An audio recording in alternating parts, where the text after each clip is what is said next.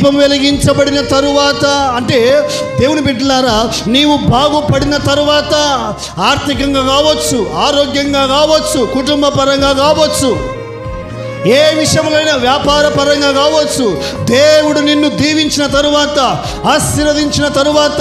రక్షణ అనుగ్రహించిన తరువాత, దేవుడు నిన్ను వెలిగించిన తరువాత, దేవుడు పాపము నుండి పరిశుద్ధతలోనికి నడిపించిన తరువాత, చీకట్లో నుండి వెలుగులోనికి నడిపించిన తరువాత, అనారోగ్యముల నుండి ఆరోగ్యంలోనికి నడిపించిన తరువాత,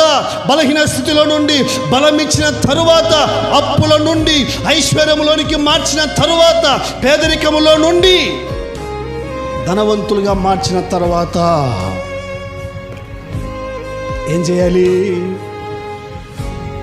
ఏం చేయాలండి? యేసు ప్రభు అంటున్నాడు యవనస్తునితో, యవనుడా, యవనస్తుడా, నువ్వు నాతో కాదు,